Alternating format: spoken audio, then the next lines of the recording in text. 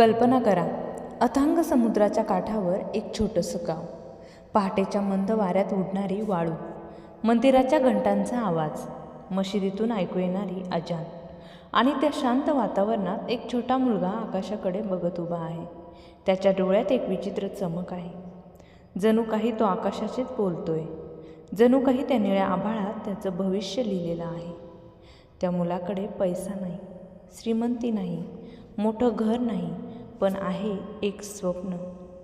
इतकं मोठं स्वप्न की त्याच्या पंखांना संपूर्ण आकाशही लहान वाटेल.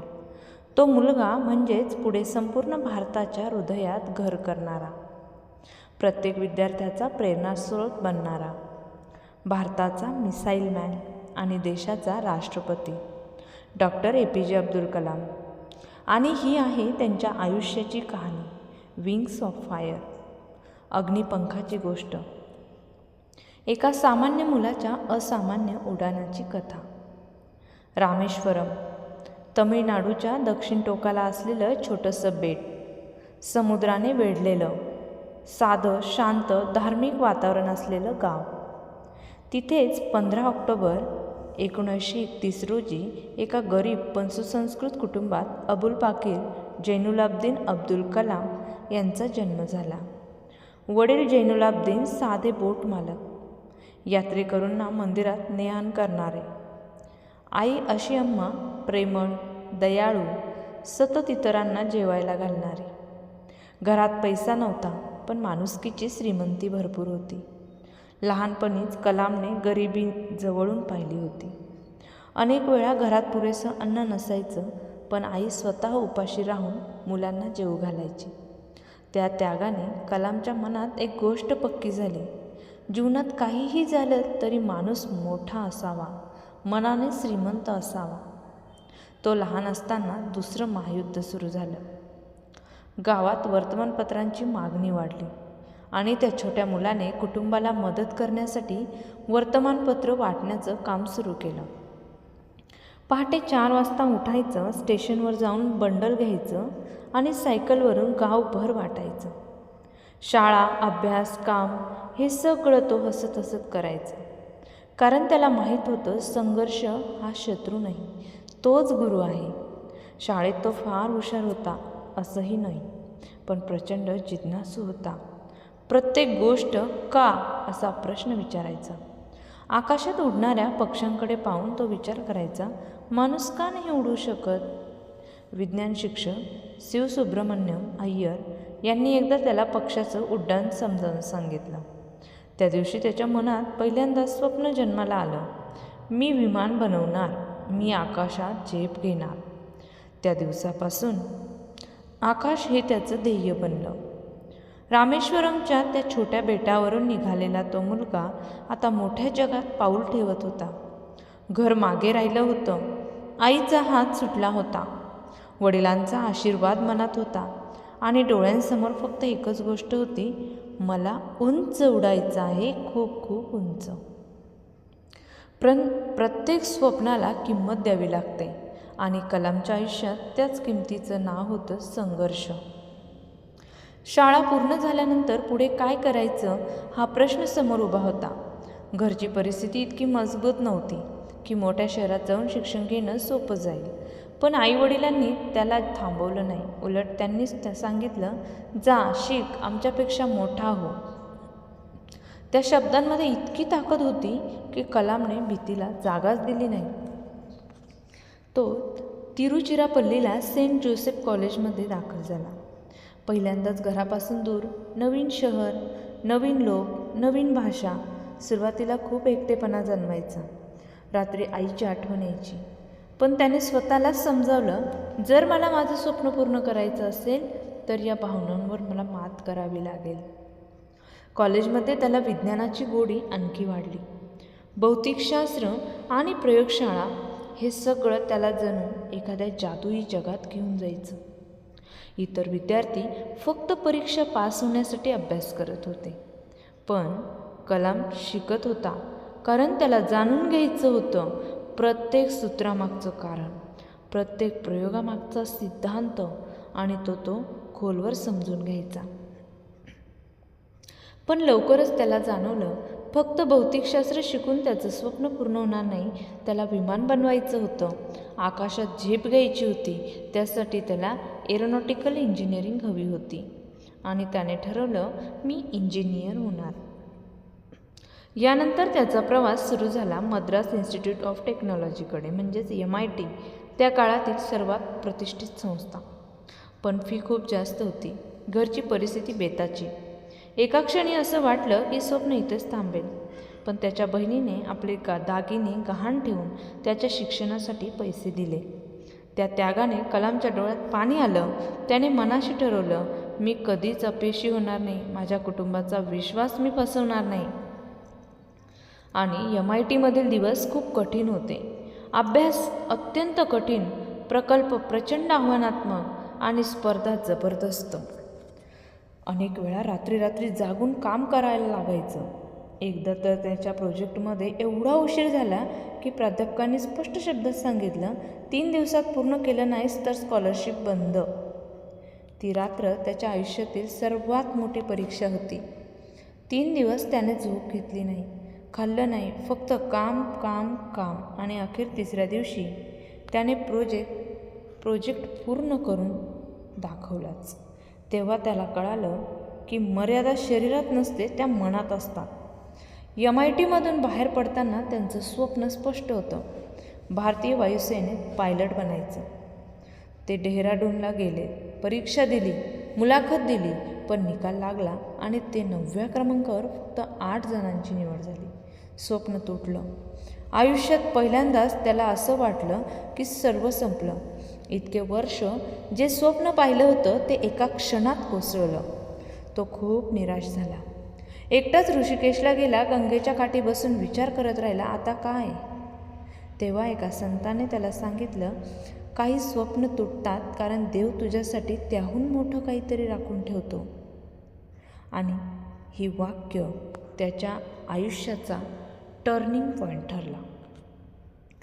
तो परत उभा राहिला आणि DRDOमध्ये वैज्ञानिक म्हणून काम सुरू केलं. सुरुवातीला छोटे प्रकल्प, लहान प्रयोग, फारसं समाधान नव्हतं, पण तो शिकत होता. प्रत्येक दिवस त्याला काहीतरी नवीन देत होता. आणि मग एक दिवस त्याला इस्रोमध्ये जाण्याची संधी मिळाली. ते ठिकाण त्याच्या स्वप्नाचं खरं घर होतं. रॉकेट्स, उपग्रह, अंतराळ. इथे त्याला वाटलं, हो, हेच माझं जग आहे. डॉक्टर विक्रम साराभाईंसारख्या महान वैज्ञानिकांसोबत काम करण्याची संधी मिळाली.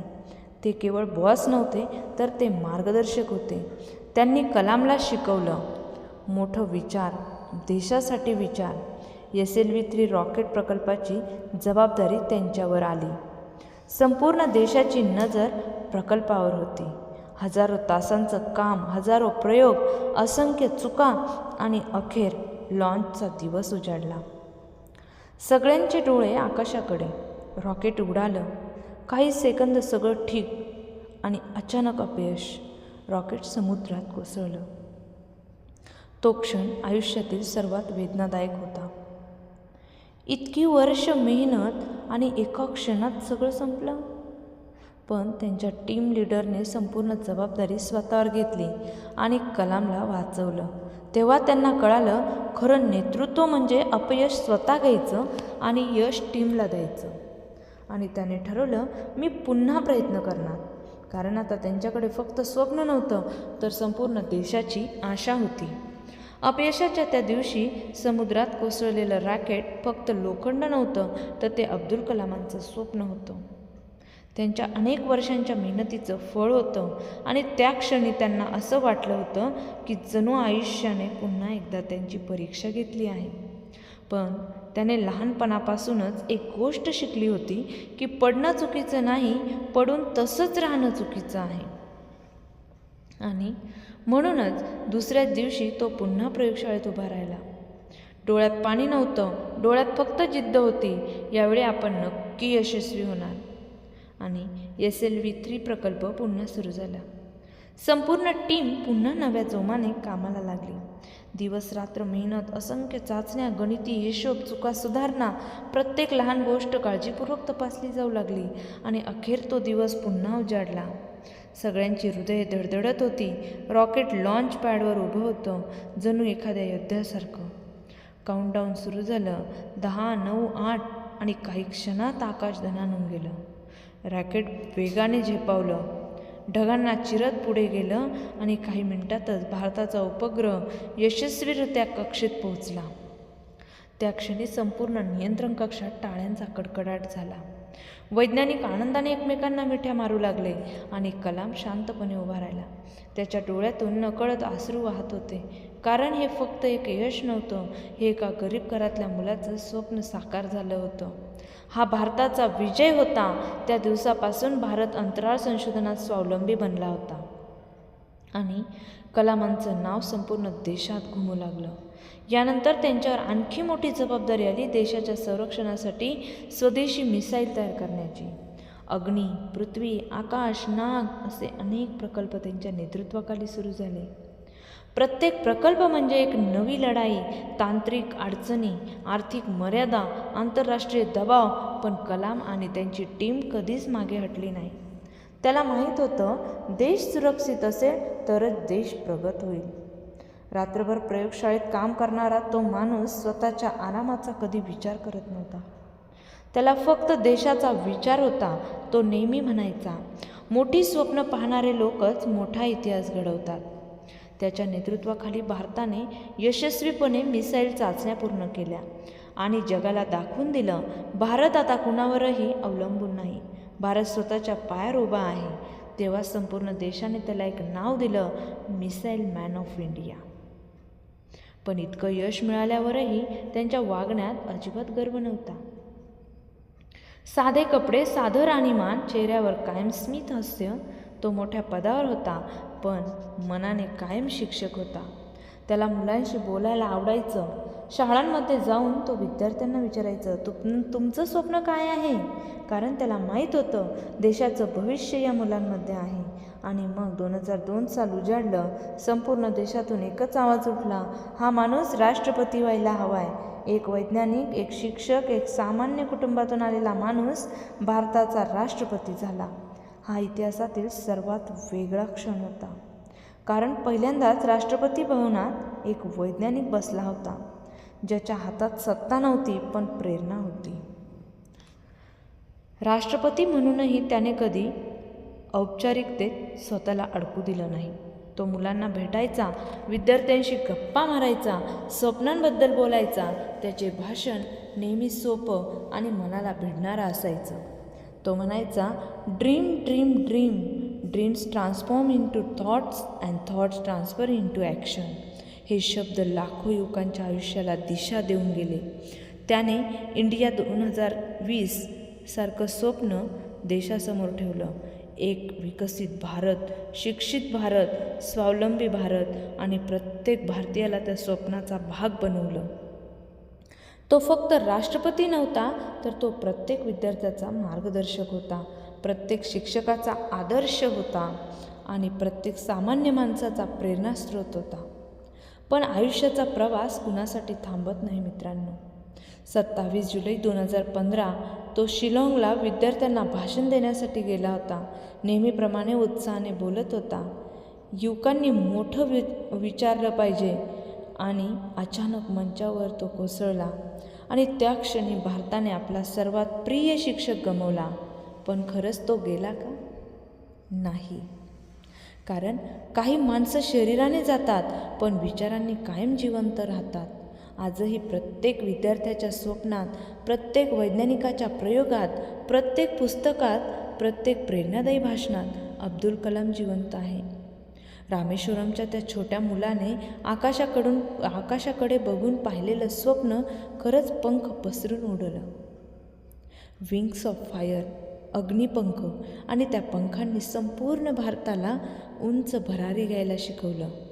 आणि म्हणूनच जर तुम्ही कधी निराश झाला, जर तुम्हाला वाटलं की तुमच्याकडे काहीच नाही, तर फक्त एकदा आठवा, एक गरीब घरातला वर्तमानपत्र वाटणारा मुलगा जो पुढे राष्ट्रपती झाला.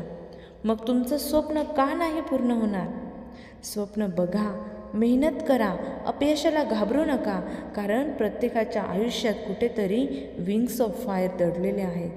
फक्त त्यांना उडण्यासाठी धैर्य हवंय.